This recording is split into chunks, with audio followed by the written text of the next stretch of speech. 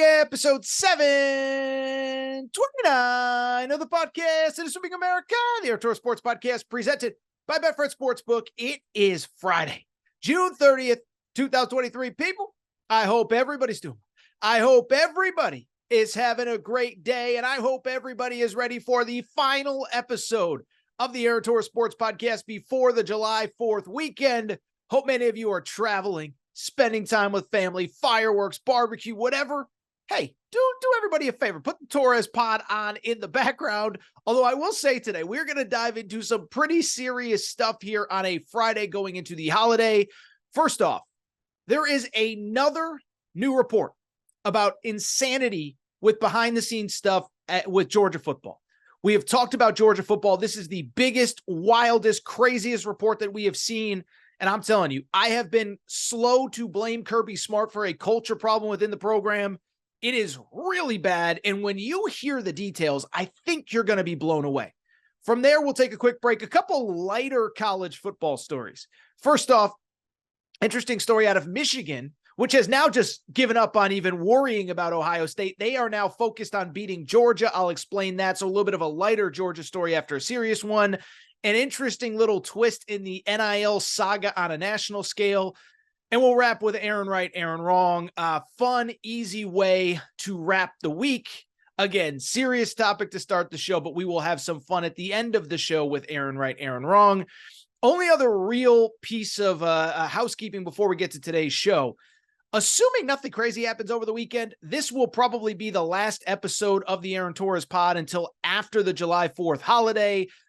Maybe if something happens over the weekend, we'll do a quick reaction on Monday. But again, I know Monday, many of you are traveling. Tuesday, many of you are traveling. So assuming nothing crazy happens, assuming there's no insanity in the streets and sports, we will probably get back to the Aaron Torres pod on Wednesday, July 5th. But again, if something happens over the course of this weekend or on the 3rd, we will have a new episode ready to go for you. With that said, let's not waste any more time and let's get to the topic of the day. And the topic of the day, so I'll just tell you, we have done probably about 3 to 4 segments on off the field Georgia football stuff over the course of this offseason. And I think for many of you, you probably saw the headline, oh, Torres is talking Georgia football again. Who cares? Whatever. Stuff happens off the field. When you hear the details of this report, you will be blown away as a new report on Georgia football has dropped. And I'll be honest, I am blown away that this is not a bigger story on a national scale. I think if it was Nick Saban's program, Jimbo Fisher's program, Lincoln Riley's program, Dabo Sweeney's program, this would be the biggest story in sports right now. Forget college football. Forget our little area of the internet. I'm talking the biggest story in sports and maybe society. Let's get into it. So as I said, we have talked a lot about Georgia football over the course of this offseason, and it's for just one, either tragic, sad, or frustrating headline after another. We talked about Georgia the week of their national championship parade, when there was a fatal crash on campus that took the life of a player, Devin Willock, and a staffer, Chandler LaCroix. We talked about Georgia again when we later found out that Jalen Carter, the projected potential number 1 pick in the draft, was actually racing against those two when the tragic incident happened. He, of course, was at the NFL Combine when this story came out, when his involvement came out. He had to return from Indianapolis to Athens to report himself and turn himself into police. He then went back to the Combine from there. We talked about Georgia because Jamon Dumas-Johnson, a star player, I believe the defensive MVP, if I'm not mistaken, of the TCU game, the national championship game, he was arrested right around the same time for a speeding incident. And we talked about him most recently, a wide receiver, Marcus Rosemy St. Jack, was also arrested for going 90 in a situation where he's swerving in and out of cars. And you just continue to see just a lot of off the field incidents at Georgia. And specifically, as we've talked about it, off the field incidents involving cars and in some cases street racing, but really dangerous behavior by a lot of people. We have discussed that. Oh, by the way, A report as recently as about 3 or 4 weeks ago pegged the number at, how about this, about 300 different driving-related arrests for Georgia football since Kirby Smart took over in 2015. 8 years, 300-plus arrests, 60 of them deemed to be serious. So even before the latest report, we know that there's a little bit of a culture problem, a little bit of an entitlement problem. But what just happened and what I just talked about has nothing to do with what came out again this week from the Atlanta Journal-Constitution covering the Georgia Bulldogs. A very serious report, and I will warn everybody that's listening. We're going to talk about some very serious topics, some very serious accusations over the next couple minutes. Obviously, be aware of who you're in the car with or driving with or listening with, because this is some pretty heady stuff. It is mostly accusations, stuff in the beginning stages of the criminal process, but I want to give you that warning. So what did the Atlanta Journal-Constitution come out with this week? Another damning report around Georgia football. This one not so much focus on the driving-related incidents, but instead on several incidents of either domestic assault or domestic, sexual battery type situations and accusations involving the University of Georgia. And here is kind of the main point, if you take one single point out of this whole story and out of this whole situation. It is that, and this is a direct read from the Atlanta Journal-Constitution. This is directly from their report. This is not me paraphrasing. I didn't steal this from a Rivals message board. I didn't steal from a Florida or a Tennessee message board. According to the Atlanta Journal-Constitution, 11 players have been identified during Kirby Smart's tenure that have, quote, remained with the team after women reported violent encounters to the police, to the university, or to both. In some instances, particularly those involving domestic violence, the police either filed no charges or prosecutors allowed players to plead guilty to lesser charges. So the main point, 11 players in some form or fashion have been reported either violent encounters involving females. They've been reported to either police, the university, or both, and they've been allowed to remain on the team. 3 specific references in the Atlanta Journal-Constitution that are worth monitoring, and this is when you get the very serious conversation. 1, there was a recruit, part of this most recent recruiting class, who when he was on campus, now look, part of it was he had alcohol, underage, all that stuff. That's a different matter than what he was accused of. He was accused of domestic assault by a female while he was on campus for a recruiting visit. I will acknowledge that he was never charged with a crime and is currently on the team, innocent until proven guilty. Legal justice system plays itself out. Beyond that, you had a second player, Adam Anderson, who 2 years ago during the first title run was the leading tackler for the defense, a historically great defense. He was accused of 2 different sexual assault situations. The first one he suspended from the team, and since then a second accuser has come out. To Kirby Smart's credit, he has not played a game or played a snap since the first accusation came out. Both are currently in trial. The third one, very damning, tough to read. A player, an unnamed player, we do not know the player, was accused of sexually assaulting a female while she was unconscious and videotaping it. And according to the Atlanta Journal-Constitution, that young man, that player, stayed on the team throughout the year before entering the portal this year. So those are 3 examples with 11 total. 11 players. And again, I'm going to read this straight from the Atlanta Journal-Constitution so there's no miscommunication. 11 players have been identified during Kirby Smart's tenure that have remained with the team after women reported violent encounters to the police, the university, or both. In some instances, particularly those involving domestic violence, the police either filed no charges or prosecutors allowed players to plead guilty to lesser charges, to which I say 11 players allowed to stay on the team while being investigated for these allegations. 300 plus driving violations, 60 of which were serious, 1 of which was fatal. At some point, I'm sorry, This is a bad look, and this is bad, bad, bad news for Kirby Smart. Now, before I get into it, let me clarify a couple things. One, yes, I understand how the criminal justice system works. I understand innocent until proven guilty, and every young man, every young woman in this country deserves a day in court, deserves a day to, share their version of events. And I also understand that some of these charges were ultimately dropped or they were pled down, and that just because you have 300 incidences of driving, it doesn't mean that all of them were terrible. Some of them were minor.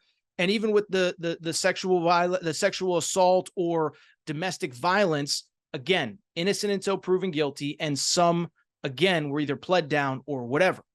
So that's worth acknowledging. It's worth acknowledging, again, that the recruit, the player that I mentioned a minute ago, Jamal Jarrett, again, he was never charged with a crime, so that is worth noting. And again, Adam Anderson, two accusations of sexual assault, has never played for Georgia since the incident.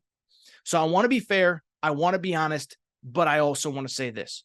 When you talk about 300 plus driving related offenses, when you talk about one player after another being allowed to stay on the team during crazy instances, and more importantly, even with the non-super, even for some of the minor stuff, the fact that these players are largely going unpunished in the community and more importantly in football, I'm sorry. But for the first time, I am ready to say, Kirby Smart, you got to answer some tough questions. If you've listened to any of these segments, I have said, you can't blame Kirby Smart for everything. He's the head coach. How can he be accountable for 85 guys when they leave the facility? Well, guess what? I'm saying it right now. Kirby Smart needs to have his feet held to the fire, and people need to ask him tough questions. First of all, I'll say this. Like I just said, I understand the concept of innocent until proven guilty. I understand the idea that when you are a football coach, you can't be held accountable, as I just said, for 85 guys when they leave the facility. Young guys are going to do stuff. We're going to talk about that in a minute. But at the same time, I can't absolve Kirby Smart either. And as I said, now is the time where we got to hold his feet to the fire and hold him accountable. And here's why.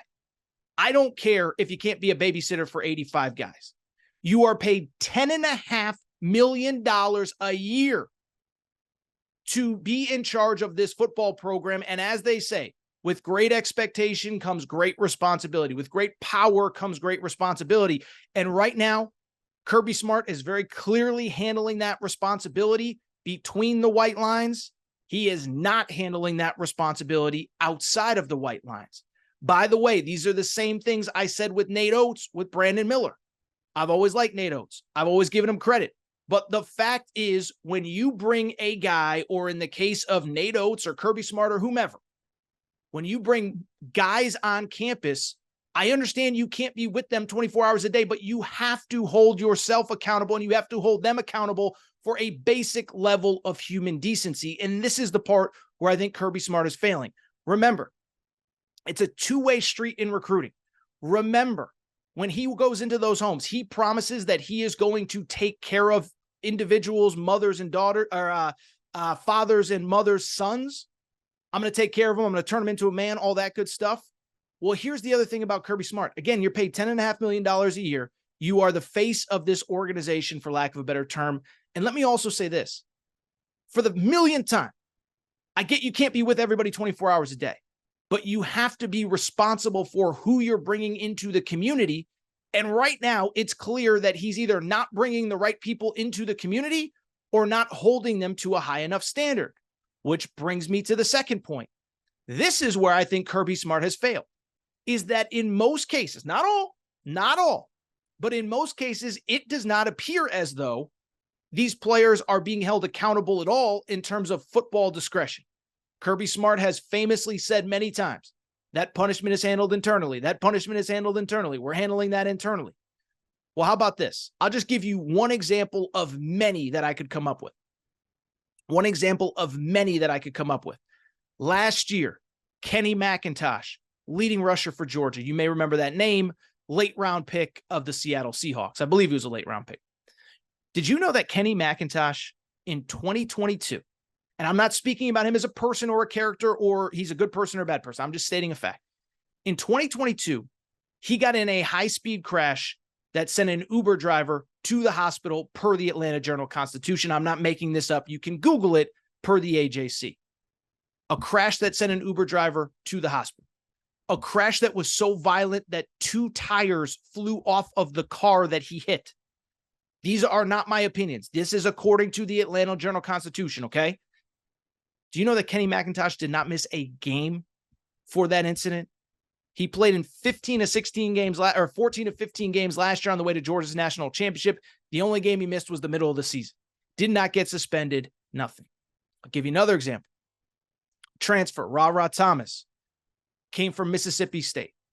In January, just a few weeks after he got to campus, he was arrested in an incident, one of those domestic incidences on campus involving a young female. He was initially charged with several crimes, including felony false imprisonment. In time, he was able to get out of those charges. Eventually, he was put into a pretrial diversion program.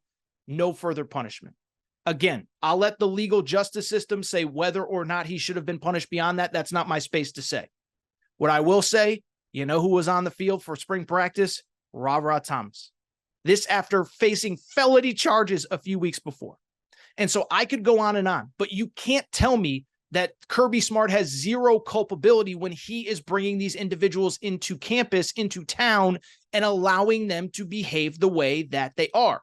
And oh, by the way, if there's other things at play, law enforcement, this, that it still falls under Kirby Smart's purview, in my opinion, because ultimately he is the one deciding who is fit to be a Georgia Bulldog and who isn't. Finally, a couple other things, because I got all this stuff on social media. Well, this is just how young people act. If you're dumb enough to tell me that this is how young people act, I'm sorry, I don't want to hear it, okay? I understand young people have the occasional speeding incident.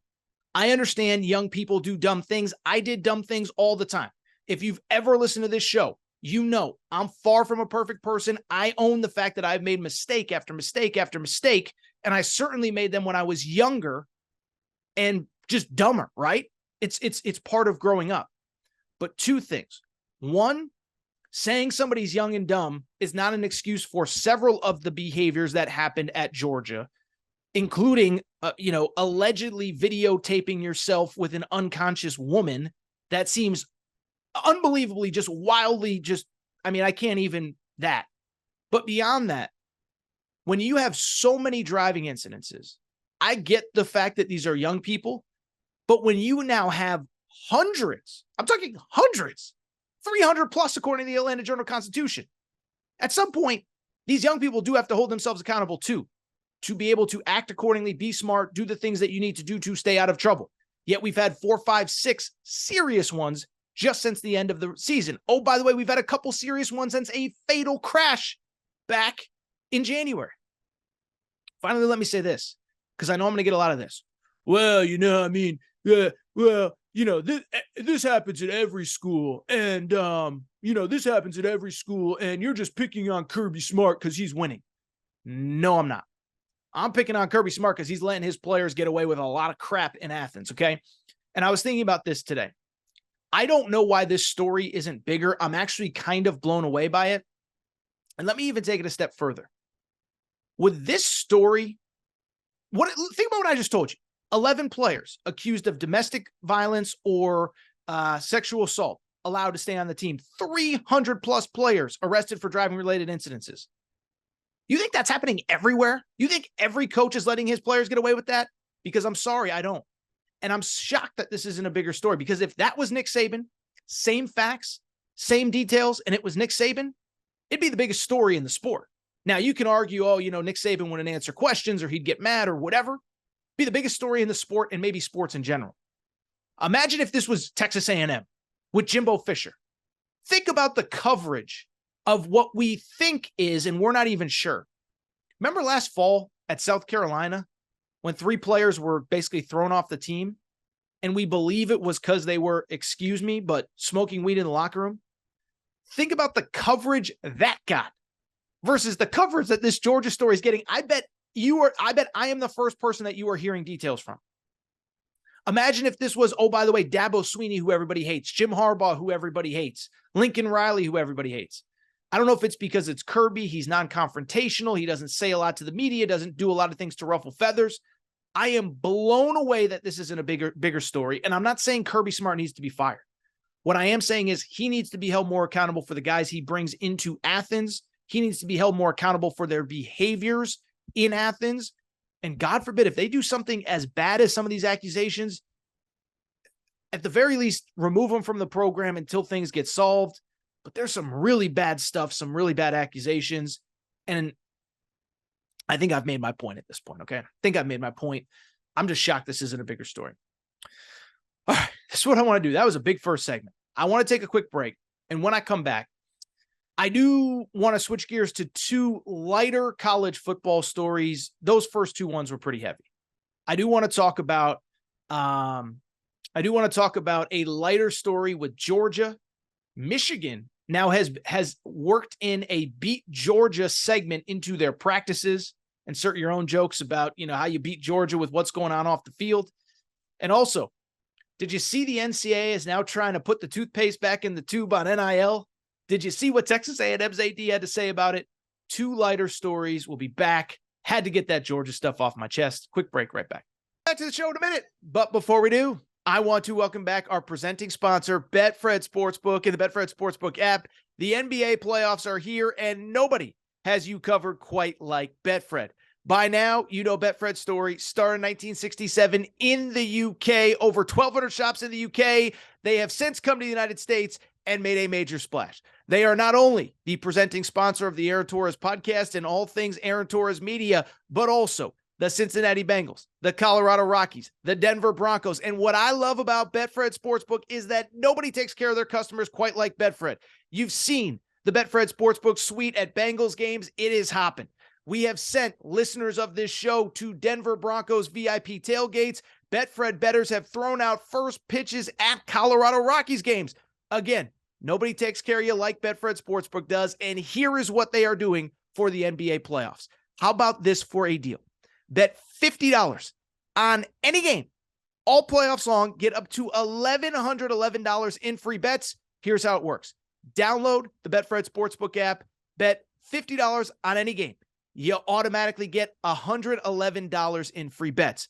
But beyond that, here is what else Betfred does for you. They're going to give you up to $200 in insurance for the first 5 weeks that you're a Betfred customer. So maybe you make a bad pick. We all do. We've all been there. Trust me. You followed my picks in March Madness. It happens. So you bet 200, doesn't work out. Get 200 insurance for the first 5 weeks that you are a Betfred customer, equating up to $1,111 in free bets thanks to Betfred.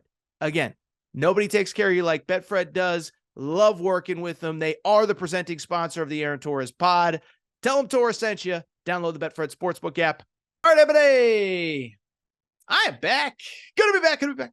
Do want to switch gears, and I want to hit on two quick college sports topics before we get to Aaron Right, Aaron Wrong. I don't know that, first of all, they're certainly lighter than the serious Georgia stuff that we just discussed. But beyond that, two lighter topics. I don't know that either is like a 15-minute standalone segment, but let's spend 3 or 4 minutes on each because I did find them interesting, lighter topics to kind of head into the weekend before we get to Aaron Right, Aaron Wrong. The first one actually does loosely have to do with Georgia, but it comes from the University of Michigan, okay? And so when it comes to Michigan, listen, I think we all kind of know the history of the program. Great forever, down years. Harbaugh's hired a couple good years, bottom out in 2020. And the last couple of years, they're obviously the class of the Big Ten, right? And so what's interesting about it is that part of the success they've had against Ohio State is I do think it's been a little bit of a cultural mindset change of how they even approach Ohio State going forward. And so about 2 years ago, there's kind of this urban legend, ironic, of course, Urban Meyer, nothing to do with Urban Meyer, but there's a little bit of an urban legend at Ohio State or at Michigan that really they treated Ohio State like any other game. And, they would prepare for them like they would prepare for Rutgers or Indiana. And about 2.5 years ago, they got tired of getting their brains beaten every year by Ohio State. And they implemented a segment of every practice, 10, 15, 20 minutes, whatever it is. And they called it the Beat Ohio State part of practice. And every day was dedicated to something related to beating Ohio State. So when they played them on that last that Thanksgiving weekend Saturday, they were ready to go. Even if it was just 10, 15 minutes every single day, something related to Ohio State. It's clearly worked out because the last 2 years they have beaten Ohio State, and both times in actually rather convincing fashion. So why do I bring it up? It's because Bruce Feldman was on a podcast with my buddy Bucky Brooks and Daniel Jeremiah, I think it was, earlier this week. And Bruce brought up a very interesting point, and he mentioned Michigan and how in recent months they've actually added a second segment to practice. In addition to the beat Ohio State segment, they have also added a beat Georgia segment to their practice as well. In other words, every day, 10, 15, 20 minutes, whatever it is, they do something related to beating Georgia should they meet in the college football playoff. And it's interesting to me because obviously when that story came out, we all know the internet backlash. Everybody hates Harbaugh. Harbaugh's a joke. Why are they doing this? They're probably not even going to play Georgia. And oh, by the way, they got to go ahead and get past the national semifinals to actually play Georgia to even win a championship. So why are they even worried about Georgia? Beat Ohio State, get to the playoff, and win a game there before you start worrying about Georgia. I think that's petty. I think it's dumb. And I actually disagree with that idea that this is somehow a bad thing or a comical thing or an embarrassing thing for Michigan. The bottom line remains, from my perspective, two things on this story. One, first of all, it's a credit to Georgia. And I can spend the last 10, 20 minutes, whatever it was, criticizing Georgia, current status of their program off the field. But they are very clearly the blueprint on the field to college football success. And so the fact that a program that's 1,500 miles, 2,000 miles from Athens, that doesn't have them on the schedule, that isn't guaranteed to play them, is now spending part of every day focusing on them. It's actually like the greatest compliment that you could give Georgia football right now and where they are in the hierarchy of college football. Beyond that, a lot of people, how can you this and why are you worried about Georgia? I actually like it from Michigan's perspective, and here's why. One, we don't have any indication that they've stopped the beat Ohio State segment of the practice. It's not as though they think that now they've just completely surpassed Ohio State and they don't even need to worry about them.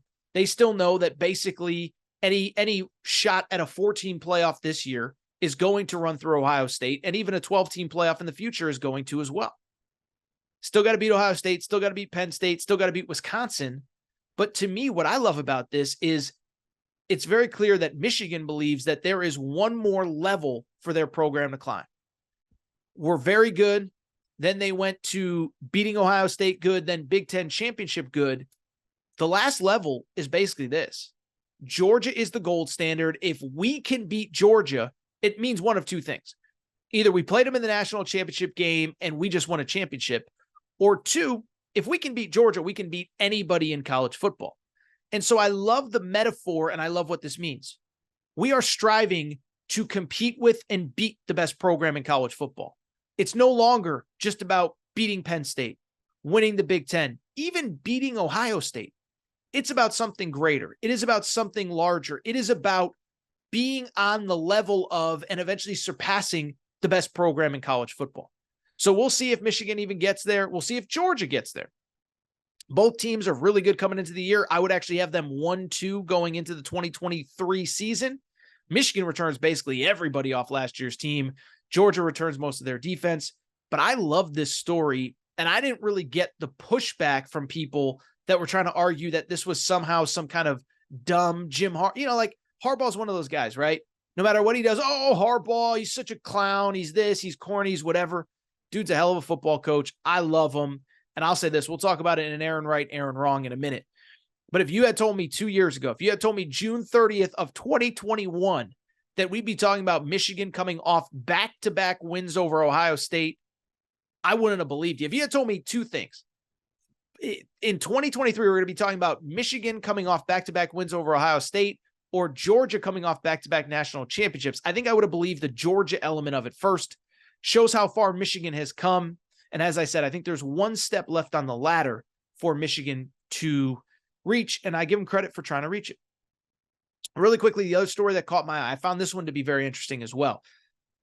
The NCAA is doing the thing where, and by the way, I cover college sports for a living. I don't really get the NCAA calendar on stuff. It feels like they have like 20 meetings a year. And every year, every meeting, we're going to change this and do that and whatever. And so I bring it up because a couple things were discussed at this meeting with the NCAA. Remember, the NCAA has a new president. Emirate is out. A guy named Charlie Baker is in. Why I bring it up? Two things were addressed. One, sounds like transfer portal windows are going to be smaller. I kind of hate it because from my perspective, it's great for content, but I understand why they would make the decision that they did. But then two, also, very interesting conversation about NIL. And NIL is something we've talked about a ton, and I'm not going to get into all the nuance, but one of the things Nick Saban was talking about when he went to Congress a few weeks ago was basically saying that we need national oversight on these rules. And I've talked about it before, but every state is a little bit different. California, high school athletes can get NIL. Texas, as an example, high school athletes cannot get NIL. It's interesting. Number one high school basketball player in America, kid named Trey Johnson from the Dallas area. He just announced he was leaving Dallas to go to high school in Missouri because he can get NIL there and he can't get NIL as a high school player in Texas.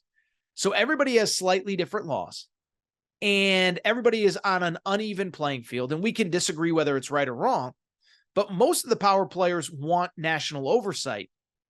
But what was interesting was the NCAA came out basically this week and said this. They basically said, listen, we don't really care what your state law is. We expect you to abide by NCAA rules. And if you don't, there will be hell to pay. And it was funny because there was one school specifically that just said, yeah, we're not even listening to you, so let's get into it. First of all, this was the direct quote from the NCAA. This was the direct quote from a guy named Stan Wilcox, ironically, is the former Florida State athletic director. But he was talking at this conference, and here's what he said. He said, the association has been clear and maintains that schools must adhere to NCAA legislation or policy, even when it conflicts with permissive state laws. In other words, if a state law permits certain institutional action and NCAA legislation prohibits the same action, institutions must follow NCAA legislation. And so, again, the internet went crazy. The NCAA, typical NCAA, they think they know everything and that rules don't apply to them. And I even saw, people like lawyers like, well, this is just dumb. What I would say is, listen, I think the NCAA is taking a little bit of a bad rap for this. Like, this isn't unprecedented that a governing body will basically say that our rules supersede other rules. I'll give you an example. So the NBA up until literally this year was testing for marijuana. And I'm not here to litigate whether it should be legal, should it not be legal. But there are states where it has been legal to smoke marijuana for a long time. Portland, Oregon, where the Portland Trailblazers are. Denver, Denver is in Colorado. Colorado, it's legal to smoke marijuana. And so I bring it up because the NBA had a no marijuana policy up until this year. So you can legally smoke it in the state of Colorado, and you could have still gotten in trouble with the NCAA. And so ultimately, this is not really that different. NCAA saying, we know what the state law is, but you have to follow our rules. Why do I bring it up? It's because at least one school is just like, yeah, we're not listening. That school is, of course, the Texas A&M Fighting Aggies. I'll say this, man, they just play by their own set of rules down there. Ross Bjork, their AD, was asked about this, and he said point blank, the state law is going to govern how we do business. In terms of this, the state law will reign supreme. I added supreme. The state law will reign, and that's how we'll move forward. Basically, the Texas A&M AD saying, yeah, we don't really care about your stinking rules. To which I say, listen, it's unfortunate, but it's really not that surprising. I mean, the bottom line for me, and I don't mean to say the same thing over and over and over when it comes to NIL, but I've said this from the beginning, is the NCAA did not do a good job of putting rules in place. And the second that NIL was put into place and schools started making their own rules, states started making their own laws, you knew there was going to be chaos. Now we have the collective setup where collectives kind of run supreme, where collectives call the shots, where collectives raise money, where in some cases at a school like Texas A&M, a collective actually works with the school's fundraising arm to raise money. And I don't see how you put toothpaste back in the tube. Now, maybe we get national oversight. I don't know. Maybe we get national legislation. But right now, I just think we're in that weird phase where everybody's kind of playing by their own set of rules. But it is interesting. The NCAA basically saying, yeah, you guys need to follow our rules or else. And you have an SEC AD basically saying, yeah, we're good. We're going to do our own thing.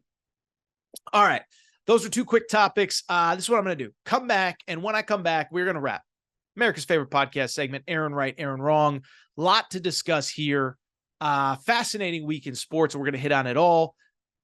Take a quick break. Be right back. Aaron Right, Aaron Wrong. That is coming up next. Hey, I'm back.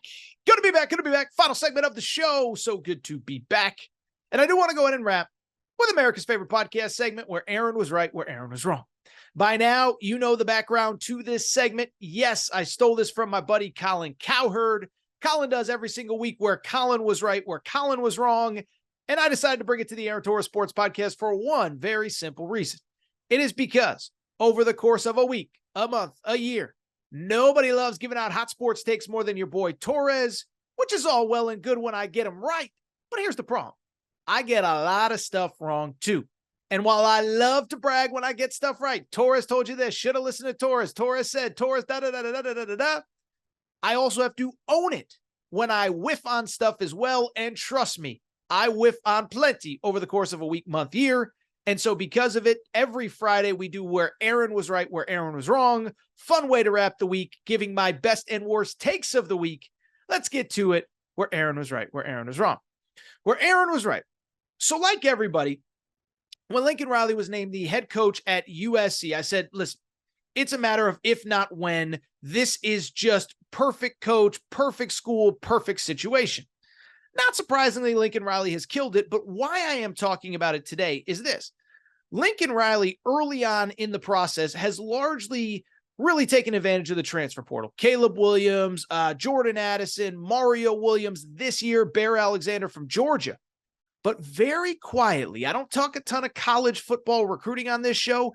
He is putting together a monster class with, how about this? They currently have 15 commitments as I record today.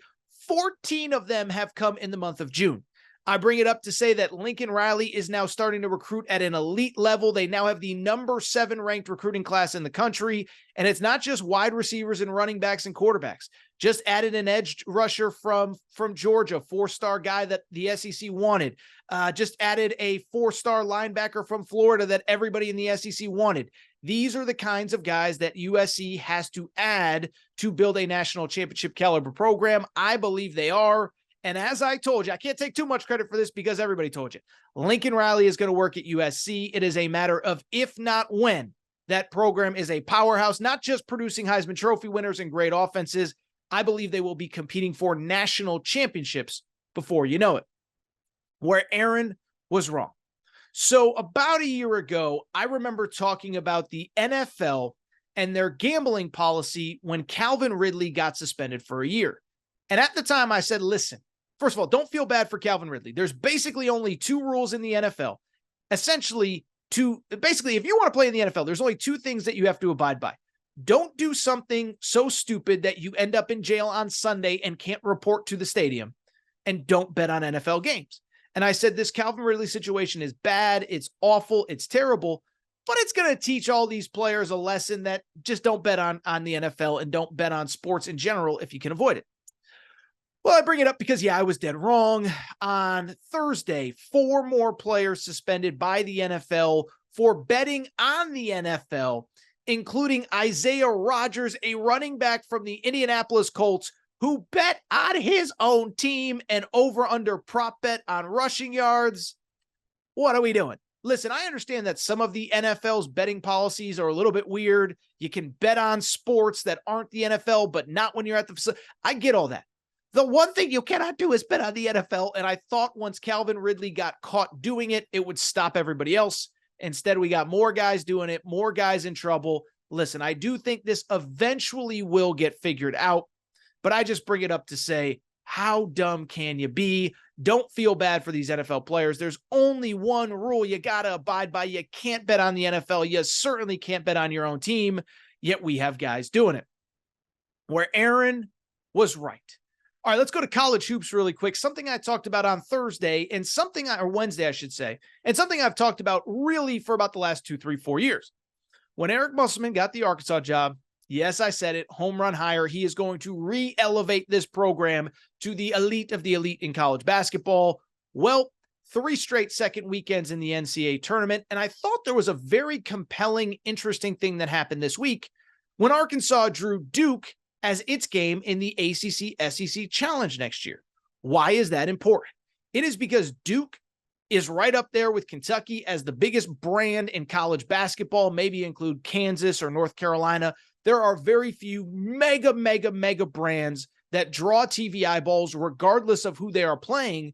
But ESPN, who runs the ACC-SEC Challenge, their job is to put on the most compelling matchup possible. So the fact they chose Arkansas, the fact they chose Bud Walton Arena as the site where Duke will play the inaugural ACC-SEC Challenge, it shows you how far Arkansas has come and that Eric Musselman has brought them to a level where TV executives now say, send Duke there because it's going to be a crazy atmosphere. It's going to be great for TV ratings. Let's stick with college basketball where Aaron was wrong. And boy, oh boy, was I wrong on this one. I was the guy in April and in May and in early June crushing John Calipari. It was never personal, but I said, and everybody knows what I said about Coach Cal. Waiting too long in the portal. Got to get your roster set. Can't wait forever to try to figure things out. Now, did he get a little lucky along the way? Obviously, if Bob Huggins doesn't get arrested, he doesn't have to resign, and they don't get Trey Mitchell, the player they got earlier this week. But the bottom line is, whatever it took, weird circumstances, it doesn't matter. Coach Cal put together a roster again that is good enough to compete at the top of the SEC. Just since the beginning of June, they've added depth with 2 freshmen. They brought back Antonio Reeves, who averaged 14.5 points per game and was one of the best guards in college basketball by the end of the year. And they bring in Trey Mitchell earlier this week, the transfer from West Virginia. Listen, we can criticize Coach Cal for some of the stuff that happens on the sidelines during games, but in April, in May, in June, he always puts his team in position to have a chance to compete. And I believe with the players they added in June with the freshman class, Kentucky will once again compete. Where Aaron was right.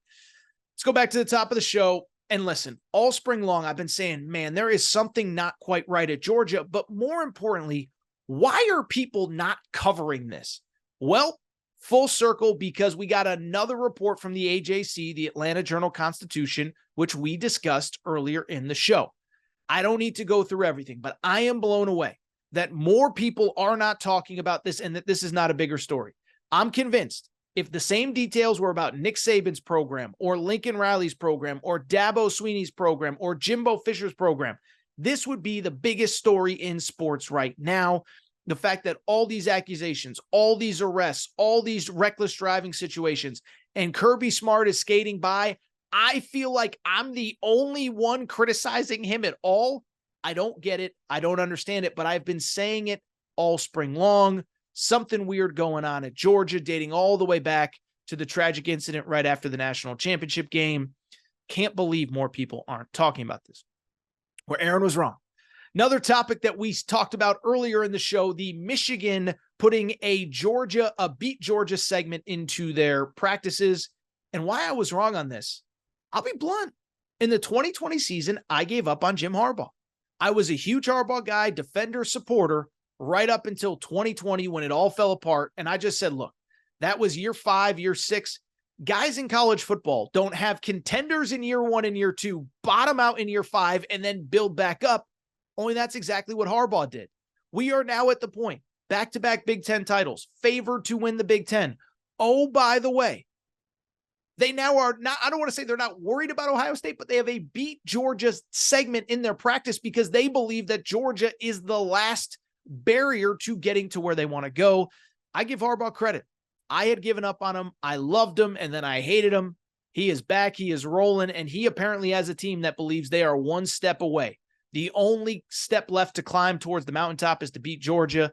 They are preparing to do it. Quickly, where Aaron was right. All right, so I'm going to give myself a little bit of credit for something that I don't think I talked about on this show, but I know I talked about on my radio show on Fox Sports Radio. It was June or July of 2021.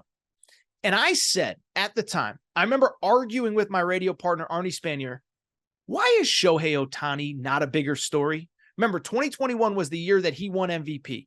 2021 was the year that he was arguably the best hitter and pitcher in baseball. I think he had something like 45 home runs a year.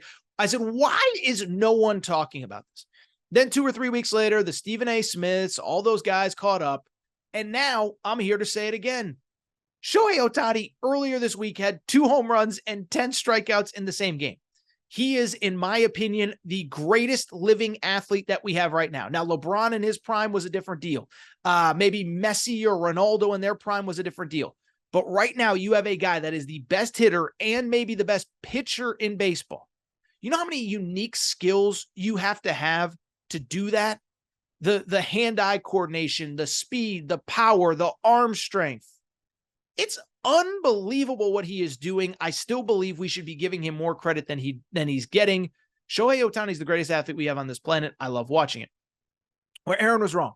So earlier on Thursday, I go on Texags radio with my buddy David Nuno every Thursday morning to mostly talk Texas A&M sports.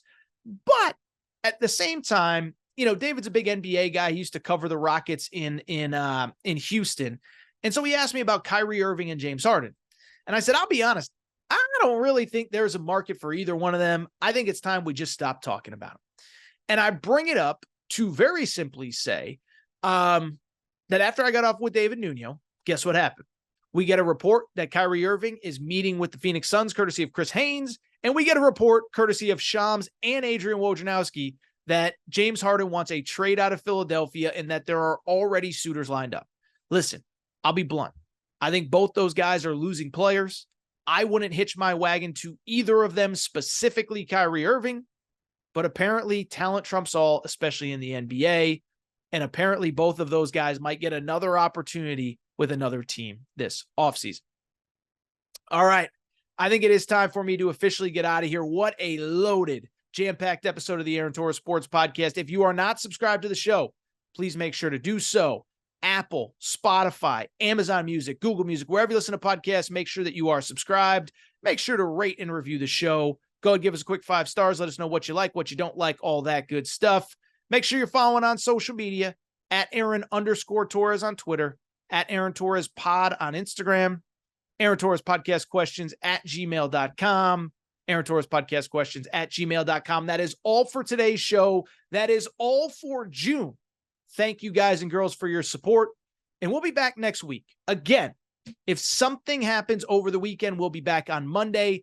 Otherwise, we might wait until after the July 4th holiday. It's going to be a wait and see approach. All for today's show. Thank you guys and girls for your support. It is time for me to get out of here. Shout out to Torrin Craig. Shout out to Rachel, who hates my voice. Shout out to JJ Redick, you F-head. Unblock me, bro. I'll be back on next week.